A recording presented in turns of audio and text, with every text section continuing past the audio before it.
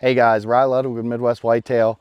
We're getting to the point in the season where we're going to be starting our fall food plots here, specifically our brassica plots. And I kind of want to take a second and just talk about the general upkeep and maintenance we do on our plots to get them either ready or keep them well maintained through the year like we do with our spring plots. So the first and maybe most important step of this whole process is your soil test. I think that personally you should do soil tests on each plot every year. When you're trying to get this food out, you don't want your labors to be spoiled when you have bad soil. And the one way to find out ahead of time if you have bad soil or if it needs some kind of conditioning is to do this soil test. And what this will do, it'll just let you know the deficiencies or positives with your soil. So it'll tell you the pH, a variety list of nutrients, as well as what you should do next as far as what type of fertilizer, if you need lime, so on and so forth. So after that, something else you can do that'll help with the maintenance of your plots as far as weed control is frost seeding. So we frost seed red clover every year, just kind of a cheaper variety. It gives you a food source throughout the year and also helps keep some of the weeds down.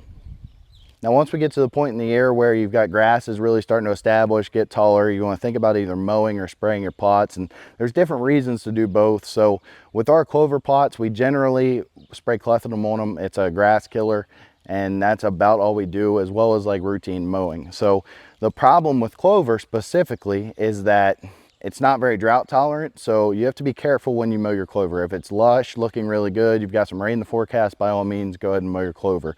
If it's hot and dry, then you want to think about maybe just skip mowing for that and mow it on your next round if things get a little more wet. Now specifically to brassica plots, we do this frost seeding in them and then we will mow them throughout the year. And the reason we don't spray them up front is because generally when we do this, we come through, we spray with a Roundup 2,4-D mixture a couple weeks ahead of when we want to plant and wipe everything out.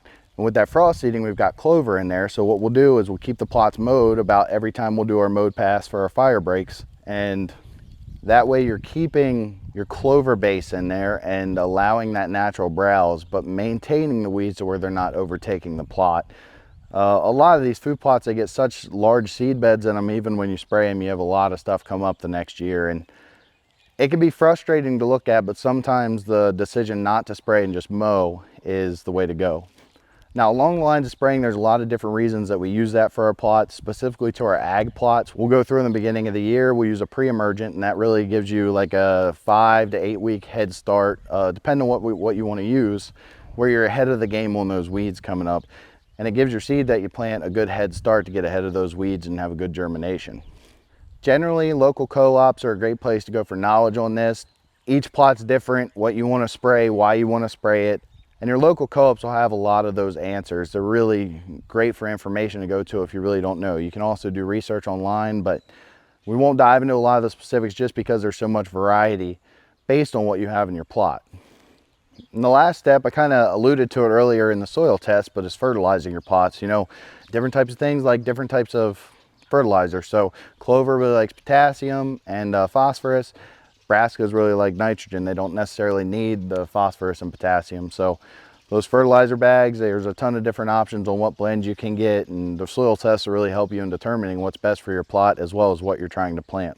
So generally my order for the maintenance and routine upkeep of my plot: number 1, soil test; number 2, frost seeding; number 3, mowing; number 4, spraying; and number 5, fertilizing. Then you go through, you plant, and hopefully you get a harvest at the end.